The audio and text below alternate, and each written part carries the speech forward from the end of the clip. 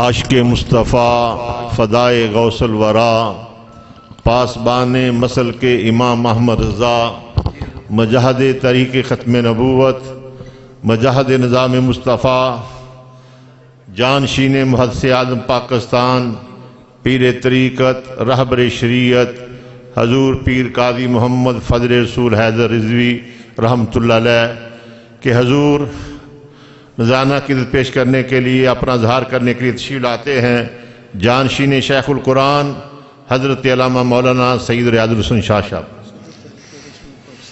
صدر تحریک اہل سنت پاکستان۔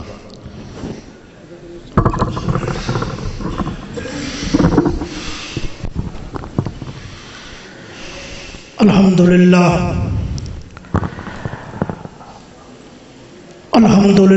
وکفا والصلاة والسلام علی من کان نبیا وآدم بین الماء والتین اما بعد اعوذ باللہ من الشیطان الرجیم بسم اللہ الرحمن الرحیم الا ان اولیاء اللہ لا خوف علیہم ولا هم یحزنون ان اللہ وملائکتہ یصلون علی النبی یا ایھا الذین آمنوا صلوا علیہ وسلموا تسلیما اللہم صل علی سیدنا و مولانا محمد وعلی آل سیدنا و مولانا محمد وبارک وسلم وصل علیہ۔ آج ہم سب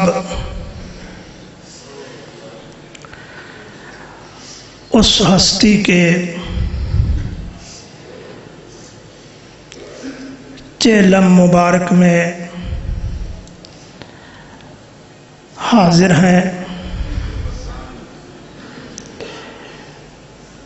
جن کی ہر ادا سنت مصطفیٰ صلی اللہ علیہ وسلم، ان کی میں کون سی ادا بیان کروں؟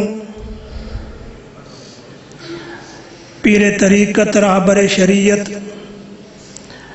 حضرت علامہ صاحبزادہ پیر محمد فضل رسول حیدر رضوی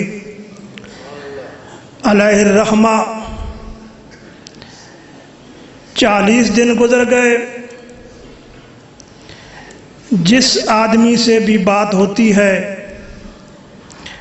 جس سے بھی پوچھا جاتا ہے، وہ ایک ہی بات کرتا ہے کہ حضرت صاحب مجھ سے زیادہ پیار فرمایا کرتے تھے، مجھ سے زیادہ پیار فرمایا کرتے تھے۔ تو قبلہ حضرت صاحب رحمۃ اللہ تعالی علیہ کی زندگی آپ حضرات کے سامنے ہے، آپ کا اٹھنا بیٹھنا سونا، اور قبلہ صاحب رحمۃ اللہ تعالی علیہ کا ایک اپنا انداز تھا۔ جب بھی کوئی بات فرمایا کرتے تھے، اکثر حاضری ہوتی تھی تو فرماتے تھے شاہ صاحب کب آئے، کس وقت آئے، کس لیے آئے؟ یہ حضرت صاحب کا انداز تھا رحمۃ اللہ تعالی علیہ۔ ہماری دعا ہے اللہ تعالی حضرت صاحب کے درجات کو بلند فرمائے۔ حضرت سیدی محدث اعظم پاکستان مولانا سردار احمد صاحب رحمۃ اللہ تعالی علیہ کے وہ جانشین جنہوں نے ساری زندگی، اگر آپ کی سوانح حیات کو دیکھا جائے، پڑھا جائے، تو جنہوں نے ختم نبوت کے حوالے سے اتنا کام کیا کہ شورش کشمیری جیسے آدمی نے آپ کا ذکر اپنی کتاب میں کر دیا۔ اللہ تعالیٰ آپ کے درجات کو بلند فرمائے۔ میری دعا ہے اللہ تعالیٰ ہمارے پیر و مرشد حضرت علامہ صاحبزادہ پیر محمد فیض رسول، اللہ تعالیٰ ان کو نظر بد سے محفوظ فرمائے۔ وآخر دعوانا الحمدللہ۔ تشریف لاتے ہیں مبلغ یورپ خطیب اہل سنت حضرت علامہ مولانا محمد ظفر محمود فراشوی صاحب۔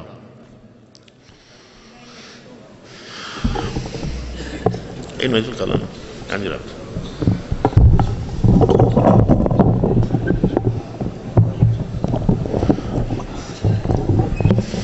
الحمد للہ رب العالمین والصلاة والسلام على اشرف الانبیاء والمرسلین وعلى آلہ واصحابہ اجمعین اما بعد فاعوذ باللہ من الشیطان الرجیم بسم اللہ الرحمن الرحیم انعم اللہ علیہم من النبیین والصدیقین والشهداء والصالحين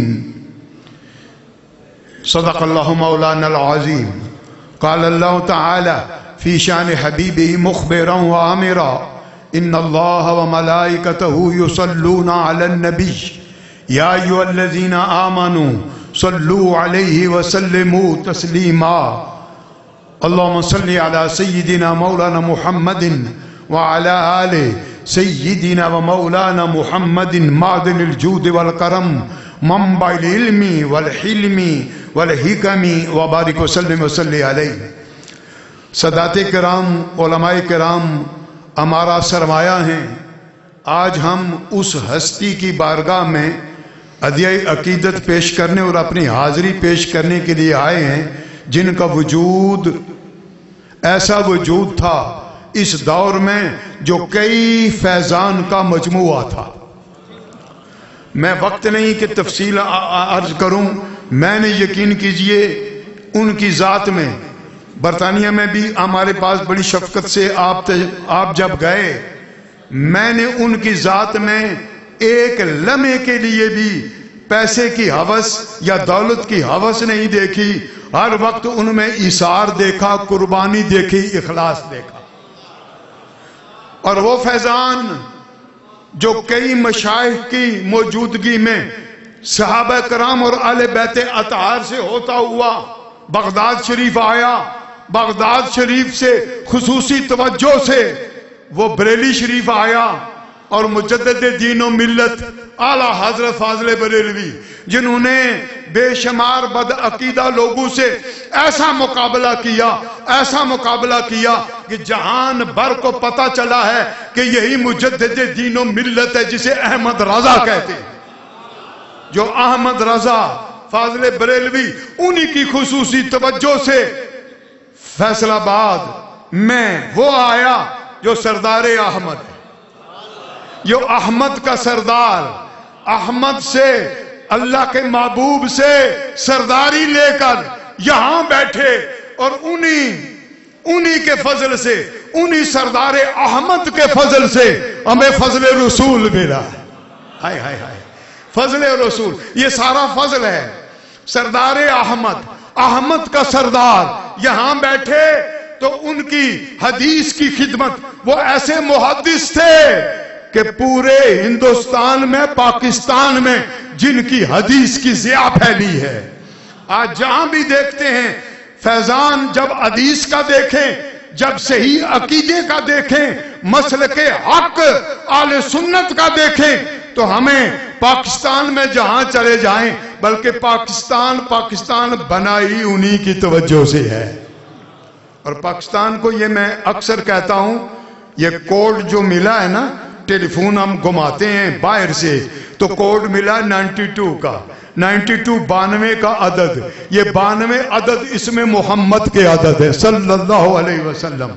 اور اسی لیے کہ یہ فیضان یہاں جاری ہوا ہے، یہ کسی اور کو نہیں ملا یہ عدد. یعنی جو ہی پاکستان سے رابطہ کریں 92 سے رابطہ ہوتا ہے، یعنی اللہ کے محبوب کے اسم پاک کے عدد سے رابطہ ہوتا ہے. اور پھر پاکستان سے جب رابطہ ہو جائے تو سردار احمد کے فیضان سے رابطہ ہوتا ہے. اور پھر ایسا اس میں، یعنی جب کوئی نام رکھتا ہے نا بزرگ تو اس میں بھی بڑے راز ہوتے ہیں. وہاں فضل رسول آ گیا اور فضل رسول کے بعد فیض رسول. جہاں فضل ہوتا ہے وہاں فیض ہوتا ہے. اور یہی وہ باتیں ہیں. اور پھر فضل کریم بھی تھے، فضل رسول بھی تھے. یہ سارے وہی فیضان ہیں. اور آج اتنا یہ عظیم اجتماع ہے. اور جب اللہ کا انعام ہوتا ہے نا، انعام ہوتا ہے، گو کہ انعام بھی موجود ہیں مگر انعام ہوتا ہے، جب انعام ہوتا ہے نا تو من النبیین 4 طبقے رب نے بیان فرمائے خود، وہ اللہ کے نبی پہلے ہیں انعام والے، انعام والے اللہ کے نبی، اس کے بعد صدیقین، اس کے بعد شہداء، اس کے بعد صالحین۔ یہ مہینہ چیلم کا ہے لیکن مہینہ صدیق اکبر کا ہے، وہ مسلک اہل سنت کا جہاں صدیق اکبر آج بڑی مصیبت بنی ہے۔ یہ سادات کرام سے ہاتھ جوڑ کر معافی چاہتے ہوئے میں عرض کروں گا، حضور مفتی اعظم بھی موجود ہیں اور ہمارے شہزادے، ہمارے وہ یہ نورانی بھی ہیں اور کوکب بھی ہیں، کوکب میں بھی نورانیت نہ ہو تو کوکب نہیں ہوتا، اور ہمارے سید پاک بیٹھے ہیں، یہ علماء کرام موجود ہیں۔ خدا کے لیے میں ہاتھ جوڑ کر عرض کرتا ہوں محنت کیجئے، سنیوں میں تفضیلیت بہت زیادہ آ رہی ہے، مسلک اہل سنتی حق ہے، اور یہی حق تاجدار بریلی سے آیا ہے، یہی حق محدث اعظم پاکستان نے بیان کیا ہے، یہی حق فضل رسول حیدر کے وجود سے آیا ہے، یہی حق پھر فیض رسول موجود ہیں، یہ سارے موجود ہیں۔ ہم نے اپنے مسلک کی بقا کا خیال رکھنا ہے، اور یہ دربار، یہ جگہ مسلک حق اہل سنت کا مرکز ہے۔ اللہ اس مرکز کو تا قیامت قائم اور دائم رکھے۔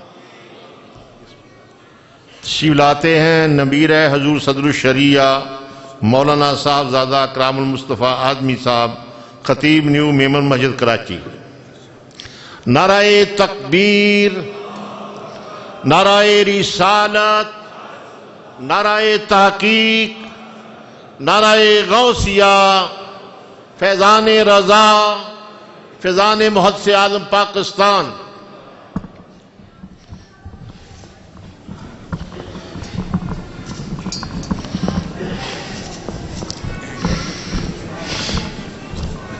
الحمدللہ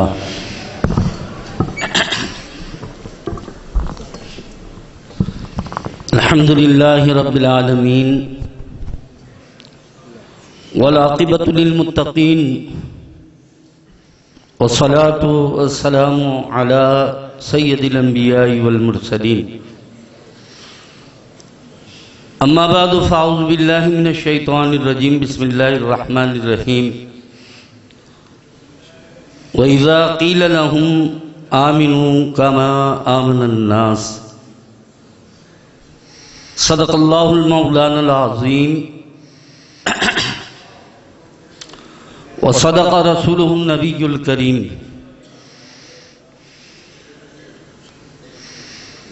حضرات علماء کرام، لائق صد احترام جناب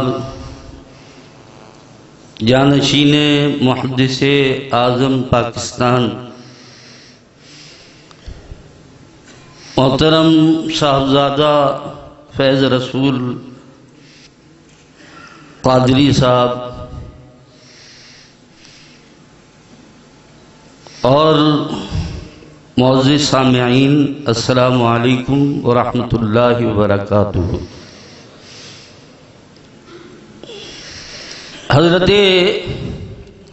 علامہ فضل رسول صاحب قادری رحمت اللہ تعالی علیہ کیا چہلم کا موقع ہے، اور میری خوش نصیبی ان کے فیضان کے حصول کے لیے حاضر ہوا۔ حضرت صاحبزادہ صاحب قبلہ نے حکم فرمایا چند منٹ کے لیے کچھ باتیں آج کی اس محفل کی مناسبت سے عرض کروں گا۔ آیت مبارکہ تلاوت کی گئی کہ جو اللہ کا حکم ہے، اللہ نے یہ ارشاد فرمایا کہ ایمان اس طرح کا لاؤ جس طریقے سے صحابہ کرام رضوان اللہ تعالی علیہم اجمعین ایمان لائے۔ ہم سے اس بات کا تقاضا کیا گیا ہے، اور محدث اعظم پاکستان علامہ سردار احمد خان صاحب کا نظریہ وہ بھی ہمارے سامنے ہے، اور کن بارگاہوں سے وہ فیوز و برکات حاصل کر کے اور اس مقام پر آ کر بیٹھ گئے، اور دین کی جو شمع روشن کی، جو نظریات، جو افکار آپ نے امت کو عطا فرمائے، وہ بھی کسی سے پوشیدہ نہیں ہیں۔ اسی لیے یہی مطالبہ کیا گیا ہے کہ وہ ایمان لے کر آؤ جو صحابہ کرام ایمان لے کر آئے، جیسا ایمان سیدنا صدیق اکبر رضی اللہ تعالی عنہ کا تھا کہ نبی صلی اللہ علیہ وسلم نے ارشاد فرمایا کہ ابو بکر کے ایمان کا وزن کرو پوری امت کے ایمان سے، تو ان کا ایمان اتنا قوی تھا کہ تمام امت کے ایمان سے زیادہ وزنی ایمان سیدنا صدیق اکبر رضی اللہ تعالیٰ عنہ کا تھا، اور انہی نظریات کو، انہی عقائد کو بر صغیر میں روشن اور ممتاز کرنے والے امام اہل سنت امام شاہ احمد رضا خان محدث بریلوی علیہ الرحمہ تھے۔ انہی کے خلفاء میں اس شمع کو روشن کرنے والے میرے جد امجد حضرت صدر الشریعہ مفتی محمد امجد علی اعظمی رحمت اللہ تعالی علیہ تھے۔ وہی فیضان حضور محدث اعظم پاکستان لے کر آئے۔ حضرت سری سقطی رحمت اللہ تعالی علیہ کہ ایک درخت کے نیچے اللہ والوں کی باتیں بڑی بلند ہوتی ہیں، عام طور پہ ہر ایک اسے سمجھ نہیں پاتا، یا سمجھتا ہے قبول نہیں کرتا۔ معاشرے میں اس کی بے شمار مثالیں موجود ہیں۔ تو درخت نے حضرت سری سقطی سے کہا کہ آپ میری طرح بن جاؤ۔ کہا کہ وہ کیسے؟ کہا کہ میں ہر ایک کو سایہ دیتا ہوں، کوئی پتھر مارتا ہے تو میں اسے پھل دیتا ہوں۔ حضرت سری سقطی علیہ الرحمہ نے فرمایا کہ وہ بات تو ٹھیک ہے، مگر تیرا آخر وہ جل جانا ہے۔ جب تو آخر میں پہنچتا ہے، سوکھتا ہے، تو تجھے کاٹ کر جلا دیا جاتا ہے۔ یہ تیری خرابی یہ سمجھ میں نہیں آتی تو تیری طرح کیسے بن جا؟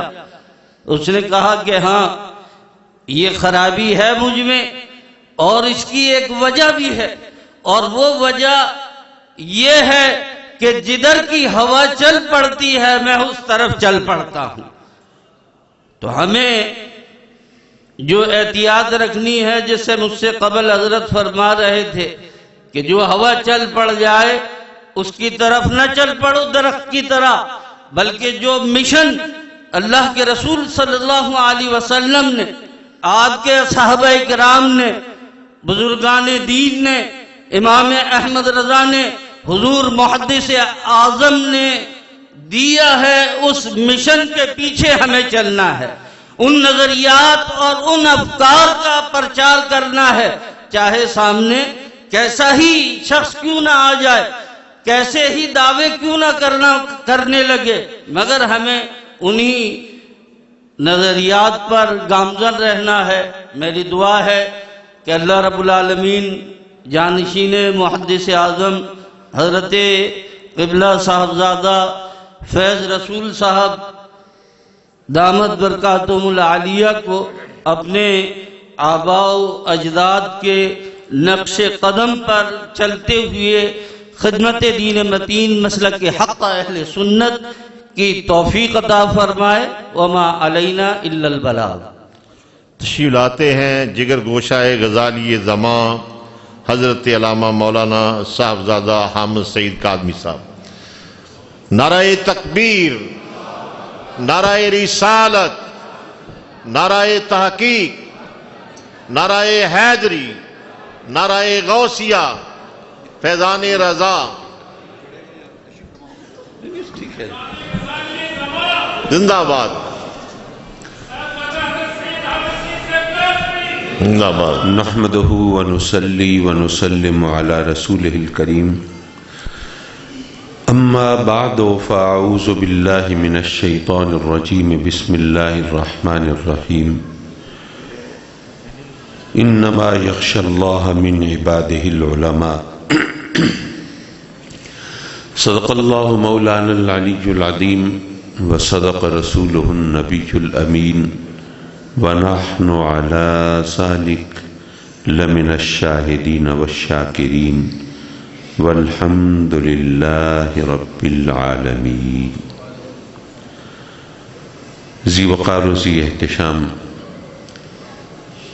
مشائخ اعظام، علماء کرام، مہمانان گرامی اور حاضرین محفل، ہم اس وقت حضرت قبلہ محدث اعظم پاکستان رحمۃ اللہ علیہ کے سجادہ نشین حضرت قبلہ قاضی فضل رسول حیدر رضوی رحمۃ اللہ تعالی علیہ ونور اللہ مرقدہ کی فاتحہ چہلم کے حوالے سے حاضر ہیں، اور یقیناً یہ وقت جب ایسی ہستیوں کی جدائی کا وقت ہو، آنکھیں اشک بار ہوتی ہیں، دل بے قرار ہوتا ہے، سینہ بھی فگار ہوتا ہے، اور ایسے میں کچھ کہنا سننا بھی طبیعت پہ بار ہوتا ہے۔ لیکن بہرحال جو بھی روئے زمین پر آیا ہے اسے زیر زمین تو جانا ہے۔ جس نے بھی ماں کی گود دیکھی ہے اسے قبر کا منہ تو دیکھنا ہے۔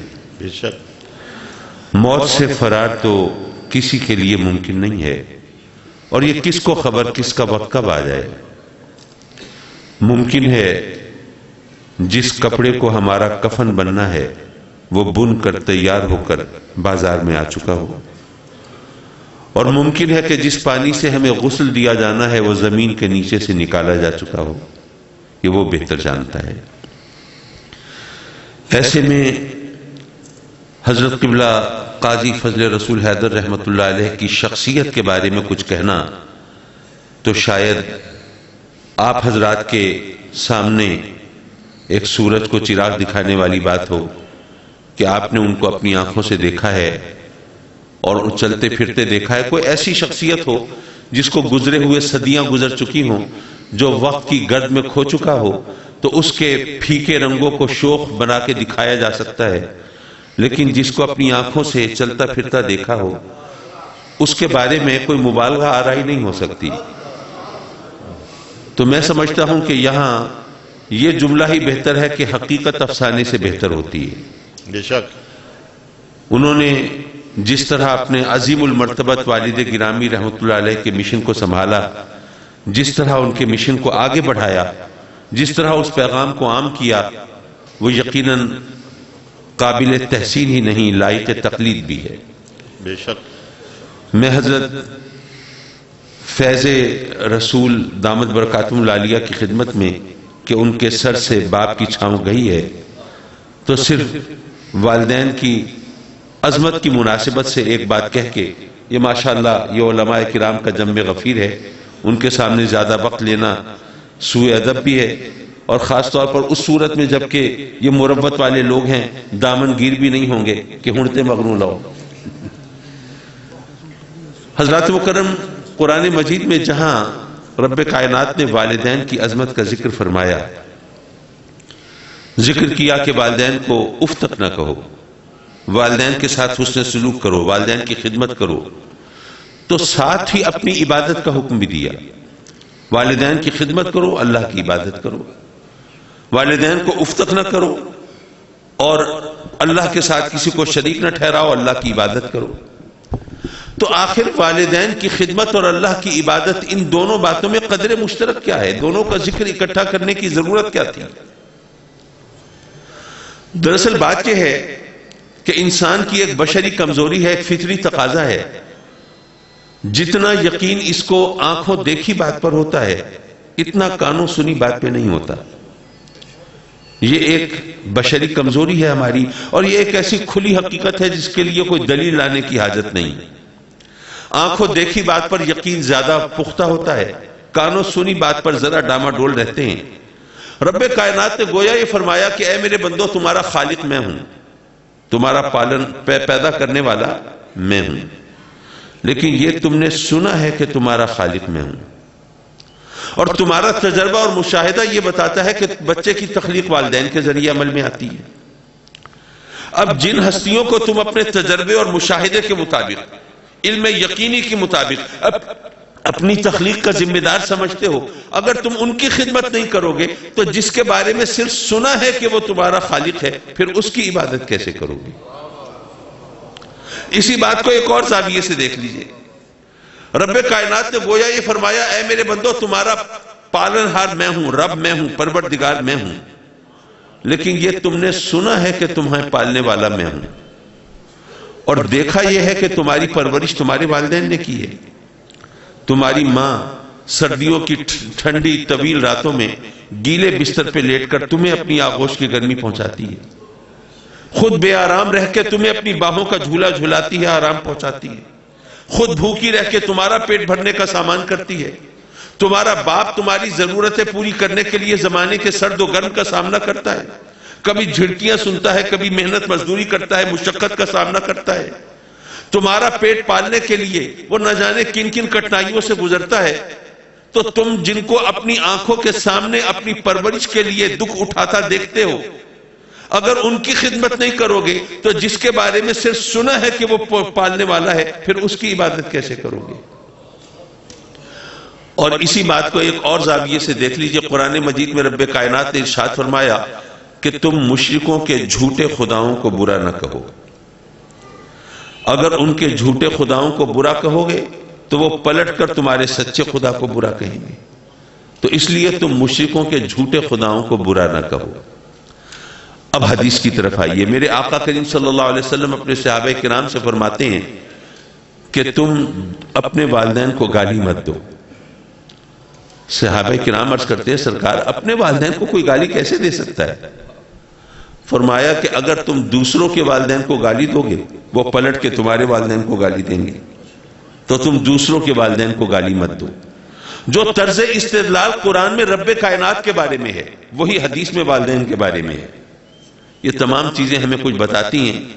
تو یہ تو والدین کی عظمت ہے، اور جب والد پھر حضرت قاضی فضل رسول حیدر جیسی ہستی ہو تو پھر بات کہاں سے کہاں جا پہنچتی ہے، اور آپ کے عظیم المرتبت دادا جان رحمت اللہ تعالی علیہ ونور اللہ مرقدہ، رب کائنات ان کا فیض وہ آپ کی ذات سے جاری و ساری رکھے، اور جو آپ کے والد کے پردہ کرنے کے بعد ذمہ داریوں کا بوجھ آپ پر آیا ہے، رب کائنات وہ اٹھانے کی ہمت عطا فرمائے، اور یہ سلسلہ اسی طرح جاری ساری رہے۔ وآخر دعوانا ان الحمدللہ۔